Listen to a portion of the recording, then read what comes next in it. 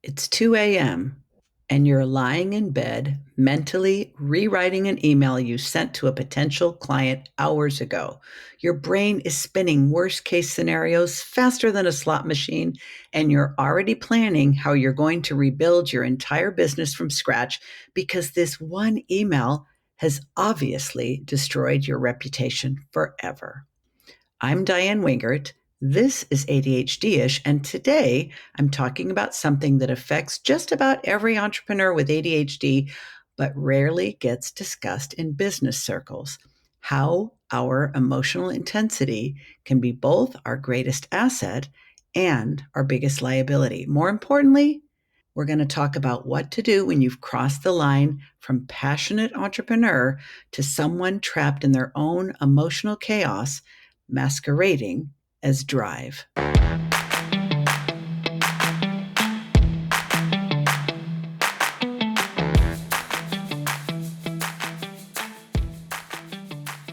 Okay, friend, before we dig in, let's talk terminology.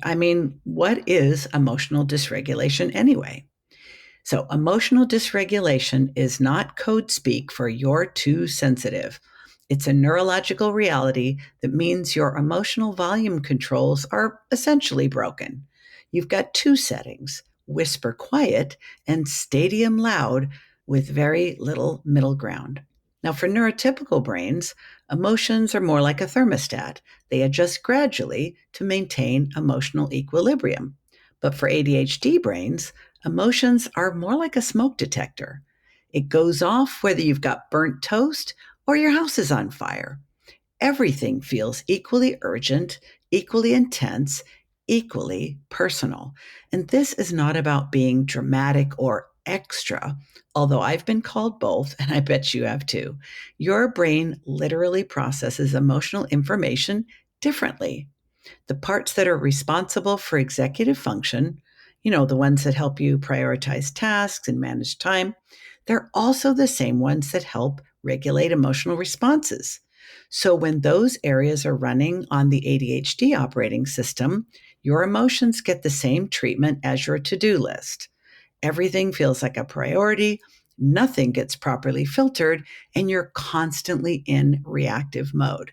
The 0 to 100 phenomenon is real. You can go from mildly concerned about a client's tone to my business is failing and I should just frickin' quit in the span of like reading a single email. It's exhausting, it's disruptive, and traditional advice like just take a few deep breaths falls about as flat as just try harder did from your second grade teacher. Now, let's talk first about emotional dysregulation in the solopreneur experience. When you are running a one person show, emotional dysregulation becomes amplified because you are the business. There's no team to provide reality checks, no colleagues to help you calibrate your emotional responses. It's just you, your ADHD brain, and whatever emotional weather system is currently rolling through. The isolation amplifier is real. When you work alone, there's nobody to say, hey, maybe you're reading too much into that client's feedback, or I don't know, that email sounded fine to me. You're left to interpret every single interaction through the lens of rejection sensitivity, and you don't need me to tell you that RSD makes everything look like a threat. Here's how this shows up in the day to day reality of running a business as a solopreneur. Pricing conversations become emotional minefields. Someone asks for a discount, and suddenly you're not just negotiating your rate, you're defending your worth as a human being. A potential client decides to hire someone else, and your brain translates it into you're just not good enough instead of they wanted a different fit. Contract negotiations can feel like a personal attack. Requesting revisions to your standard terms isn't just doing business, it's rejection straight up. Asking for references isn't doing due diligence, it's questioning your credibility. And social media becomes a dopamine slot machine that is set on torment. Low engagement on a post, clearly everyone hates your content. A competitor gets more likes? Well, obviously, you should just call it quit and get a job doing inventory at Costco. Sales calls can turn into emotional gambling. There's no way to intellectually know that a no isn't personal, and your nervous system didn't get the memo either. So each rejection feels like confirmation that you just don't have what it takes to be a successful solopreneur. And when the perfectionism paralysis kicks in as emotional protection, if you ever put anything out there, you can't be criticized. So if you never raise your prices, you can't be rejected. And if you never pitch that big client, well, you simply can't hear them say no. So your brain thinks it's protecting you, but actually it's suffocating your business. Now, let's talk about when you become a team leader, when you go from solopreneur to boss of one or more employees, whether they're contractors, virtual, it doesn't matter. Because leading a team, when you've got emotional dysregulation, means that your emotions don't just affect you anymore. They ripple out to everyone who depends on you for direction and stability. The weight of your responsibilities as a business owner and head of that team can make your emotional regulation even harder. You know that your team is watching for cues about the business's health. And when you're spiraling about a client concern or a cash flow worry, it takes a lot of energy to maintain professional composure, and some of us just don't. And here's where it gets especially tricky. Giving feedback when you're hypervigilant about your own rejection sensitivity means you might avoid necessary conversations because you're projecting your own sensitivity onto your team members. You know how much criticism stings, so you avoid delivering it even when it would help someone improve. On the flip side, receiving feedback from those team members can send you into an emotional free fall. When an employee suggests a process improvement and your brain hears, you don't know what you're doing. Someone asks for clarification on your expectations and your RSD translates it into, they think you suck as a leader. Performance reviews, well, that's a whole other level of an emotional obstacle course. You're trying to be objective and constructive, but your nervous system is treating every piece of critical feedback like a personal attack. So you end up either being too harsh because you're overcompensating for your sensitivity, or too soft because you can't bear the thought of making someone else feel how criticism makes you feel. The ripple effect is real, my friend. When you're emotionally dysregulated, trust me, your team feels it. They start walking on eggshells, second guessing their communication, or worse, losing confidence in your leadership because they can sense the instability, even when you think you're hiding it well. Trust me, it's not hidden as well as you think. Let me talk for a minute about some industry specific impacts. And the types of businesses that I work with: creative professionals, service based businesses, and product based businesses. There are some slightly different ways this plays out. Let's talk about the creative professionals first. For most creatives I work with, their work feels like their very soul is on display. Every client revision isn't just feedback on a project, it's judgment on their artistic vision, their talent, or even their worth. When someone asks you to just make the logo bigger or change the color scheme, and your brain interprets it as your creative instincts are just freaking wrong. And the feast or famine cycle of much creative work amplifies this, because when projects are scarce, every piece of feedback feels like it could make or break your financial survival. Now, service based businesses, in my experience, often face the people pleasing trap. Your ADHD brain wants to avoid rejection at all costs, so you say yes to all kinds of things like scope creep, failing to protect your boundaries, undercharging because asking for what you're worth feels like courting disapproval. And difficult client conversations can become exercises in emotional endurance rather than professional problem solving.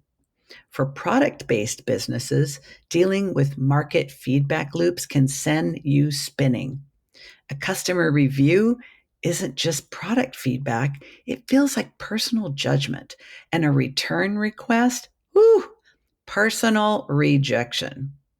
Inventory decisions made during emotional states can lead to either overcautious ordering that stunts your growth or impulsive purchasing that strains your cash flow. So here's where we get real about what makes this whole situation worse. What I call the ADHD entrepreneur's perfect storm. We are so good, I would say spectacular even, at creating the perfect conditions for emotional chaos while telling ourselves we're just being passionate. How does this look? Working 80-hour weeks and calling it commitment when what we're actually doing is using our business as emotional regulation. When you're hyper focused on business tasks, you don't have to feel the uncomfortable emotions like fear, uncertainty, and doubt that are actually lurking underneath. The problem is that exhaustion from those 80-hour weeks makes your emotional dysregulation exponentially worse. You know what else happens? We develop tunnel vision, where our business becomes our entire identity. When your self worth is completely tied to business outcomes, every client interaction, every financial fluctuation, every market shift feels like a personal crisis rather than a professional challenge. And we sacrifice the core habits that are the very foundation of emotional regulation. I'm talking sleep, exercise, and nutrition. We tell ourselves, I don't have time for the gym, while spending 3 hours doom scrolling social media. We skip meals because we're in the zone and then wonder why that afternoon client call turned into an emotional shit show. And can we talk about social media? For so many of us, it becomes crack for our ADHD brains. We are seeking dopamine hits from likes and comments while simultaneously setting ourselves up for comparison spirals and validation addiction. Every single post becomes a test of our worth, and every algorithm change feels like we're being personally fucked with. We develop caffeine dependencies that we mistake for productivity strategies because stimulants do help with focus, but they also amplify emotional reactivity. That third cup of coffee might help you power through your to do list, but you know what else it's going to do? Dramatically increase the likelihood of you losing your absolute shit over something actually minor. The self perpetuating cycle looks like this. Exhaustion leads to poor emotional regulation, which leads to bad business decisions made from emotional states, which creates even more stress and problems, which leads to working even more hours to fix everything, which leads to more exhaustion. Rinse and repeat, rinse and repeat, rinse and repeat, till you either burn out or have a total breakdown. Now, here's the truth. There is a fine line between passionate and dysregulated. So I want you to listen for the nuance because emotional intensity really can be your competitive advantage, but it has to be channeled strategically. The problem is that many of us have convinced ourselves that all emotional intensity in business is good intensity. And here's the hard truth. There is a difference between passionate conviction and emotional flooding. Passion is fuel for your business engine. Dysregulation is the fire that burns down the building. Can you trust yourself to know the difference? Well, let's start with this question. Can you discuss your business without getting worked up? If someone asks you about your pricing and you immediately get defensive, that's not passion, my friend. That's dysregulation. If constructive feedback about your product sends you into a tailspin, that is not caring deeply about what you do. That's being emotionally reactive. Here are some other signs that your passion might actually be dysregulation in disguise. All feedback is taken personally. You make major business decisions while in emotionally elevated states that look like this: hiring an expensive consultant because you're panicking about competition, or cutting your prices because you're spiraling about cash flow. You're burning out team members with your intensity by creating an environment where people feel like they have to match your emotional energy, or you tell them they're not committed enough. The passion paradox is that we absolutely need emotional investment in our businesses. Entrepreneurship requires that we care deeply, that we take risks, that we push through obstacles that would stop most people. But the sweet spot is maintaining that drive without drowning in feelings. True passion is sustainable. It gives you energy rather than depleting it. It helps you make strategic decisions rather than reactive ones. It inspires others rather than overwhelming them. Dysregulation, on the other hand, is exhausting for everyone involved and leads to decisions you are totally going to regret when the emotional weather clears. And here's the business impact that nobody's talking about. And I want to get specific about what emotional dysregulation actually costs your business, because this is not just about feelings, my friend. It's about your bottom line. Financial decision making gets compromised when you're operating from emotion. You might underprice your services because you're afraid of rejection, or overspend on your marketing because you're panicking about visibility. Investment decisions made during emotional highs or lows rarely serve your long term strategy. And let's face it, strategic planning becomes impossible when every setback feels like a catastrophe and every opportunity feels like a life or death decision. You cannot build a sustainable business when you're constantly in crisis mode, even if most of those crises exist primarily in your emotional response rather than objective reality. Risk assessment gets skewed in both directions. Sometimes emotional dysregulation makes you too conservative because everything feels threatening. Other times, it makes you almost reckless because you're chasing the emotional high of a big win or trying to prove something to yourself. Team retention suffers when your emotional ups and downs create an unstable work environment. Because let's face it, good employees don't stick around when they never know which version of you they're going to get: the enthusiastic visionary or the overwhelmed leader who treats every minor issue like a major crisis. Your client relationships deteriorate when emotional reactivity bleeds into professional interactions. Let's be honest, clients can sense when you're operating from an unstable emotional place, and it does not inspire confidence in your ability to handle their needs. Personal burnout is almost inevitable. When you run your business on emotional extremes, you cannot sustain the highs and lows long term because eventually you're going to crash. And when you do, everything suffers. Okay, all right, enough problems. You ready to talk solutions? Let's get into some practical management strategies, because the goal is never to eliminate emotions from business. First of all, that's impossible. And it would rob you of the passion that makes you so effective. The goal is to build emotional scaffolding around your business so that you can feel deeply without everything falling apart. Here's where to start. Recognize the pattern. Each of us has early warning signs when we're becoming dysregulated, and you are no exception. Some early warning signs are physical tension, racing thoughts, black and white thinking, and the urge to make immediate major changes. When you notice these signs, that is your cue to pause, not push forward.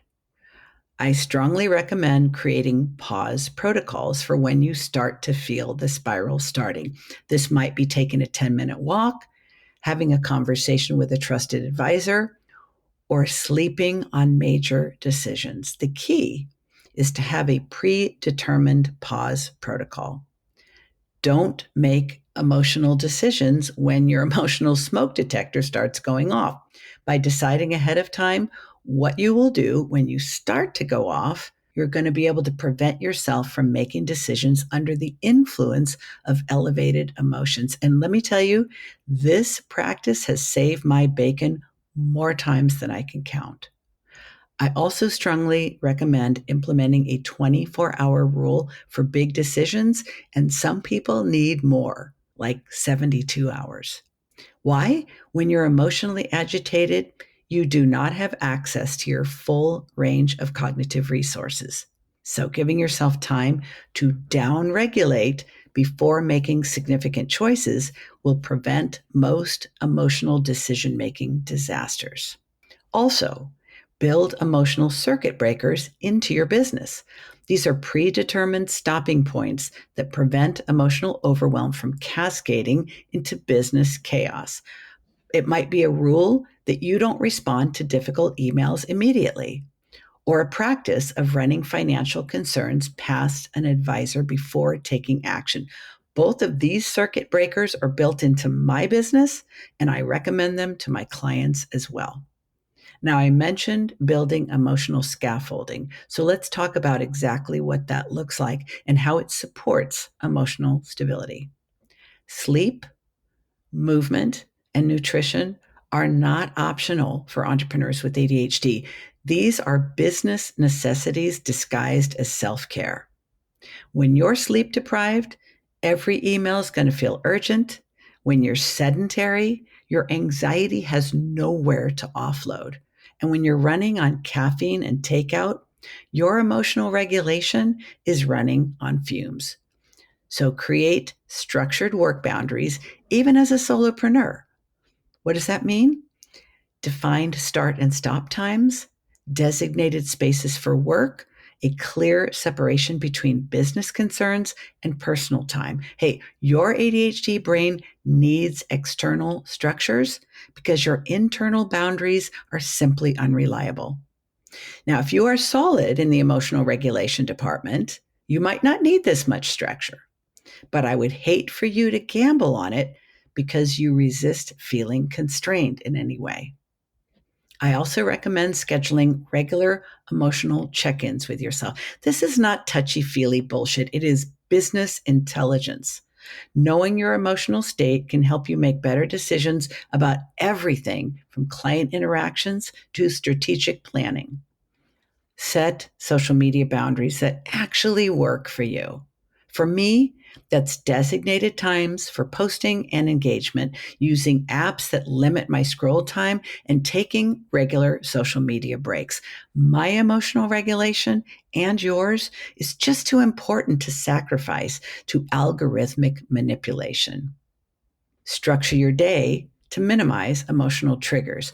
This is so important. And if you know your triggers, you owe it to yourself to do this. If checking email in the morning sends you spinning, don't check it first thing. If afternoon energy crashes make you catastrophize, schedule your challenging conversations for earlier in the day. Work with your emotional patterns instead of against them. Don't think you have them. Take your emotional temperature every couple of hours throughout the workday for 1 week, and I promise you, you will recognize patterns. Here's another tip: create communication templates for when you're not at your best. I love having predetermined responses for common scenarios because sometimes I'm too emotionally dysregulated to craft professional communications, and I definitely don't want to send them. Also, build in recovery time after you've dealt with a difficult conversation or a challenging situation. Our brains need longer to process emotional experiences, so back to back interactions that don't leave any room to process are a recipe for overwhelm and possibly going off on somebody that has nothing to do with what you're feeling. And there are times that we all need professional support, whether we're talking about therapy, coaching, or medication intervention. Each of them serves different purposes in managing the emotional dysregulation that is part of ADHD. Therapy helps you understand and process underlying patterns. Dialectical behavioral therapy, DBT, is particularly effective for developing emotional regulation skills. Cognitive behavioral therapy, CBT, can help with thought patterns that amplify emotional responses. They are both proven and very popular for people with ADHD. I highly recommend them. There's also ADHD informed business coaching, which helps you build systems and strategies that work with your brain. Now, if you are looking for business coaching, please find yourself someone who understands the intersection of ADHD and entrepreneurship, not someone who dispenses business advice that's intended for neurotypicals. And please do your homework. There has been a dramatic increase in ADHD diagnoses in the past decade. So many opportunistic folks just slap ADHD friendly or neurospicy labels on their business coaching practice because they think people like us are a hot market. I have had dozens of people ask me, how do I tweak my coaching program to meet the needs of clients with ADHD, which makes me just a bit emotionally dysregulated? Not to mention the horror stories my clients tell me about working with previous business coaches whose quote unquote proven process was totally inappropriate for neurodivergent brains. Medication can be a game changer for many people with ADHD. I take medication and it has been very helpful to me, but I use multiple other strategies as well. Medication for ADHD helps with focus, but for many people, it also improves their emotional regulation. So if you're struggling despite implementing behavioral strategies, it's worth having a conversation with a psychiatrist who understands ADHD. And if your rejection sensitivity is severe, there are medications that offer tremendous relief for those symptoms as well. Here's the thing: you're not broken. And you don't need to become emotionally flat to be successful in business. The goal for us is to move from I'm so emotional in business to I feel deeply, which informs my decisions, and I manage them strategically. Your emotional intensity, when properly channeled, can be a competitive advantage. You notice nuances others miss. You care about outcomes in ways that drive innovation, and you connect with clients and team members on levels that create fierce loyalty. My passion for what I do shows my clients I not only get them, but I am as committed to their success as they are, and that is hard to find. The key is learning to use passion as fuel rather than fire. Fuel powers your engine and gets you where you want to go. Fire can threaten to burn down everything you've worked so hard to build. So I want you to think of emotional regulation not as suppressing your intensity or dampening your passion, but as developing the skill to manage and master them. You want to be able to turn up the heat when you're pitching a big client or rallying your team around a vision, but you also want to be able to dial it back when you're making strategic decisions or handling routine business operations. Just remember this: your emotions are not an enemy. They're just a very enthusiastic business partner who needs some guidance about when to take the lead and when to step back. But with the right scaffolding in place, your emotional intensity becomes the engine that powers your sustainable success instead of the storm that threatens everything in its path. Well, friend, that's a wrap for today. If this resonated with you, share it with another entrepreneur who just might be stuck in their own intensity trap. And remember, feeling deeply is part of our ADHD. You don't need to fight it. You just need to learn how to use it strategically.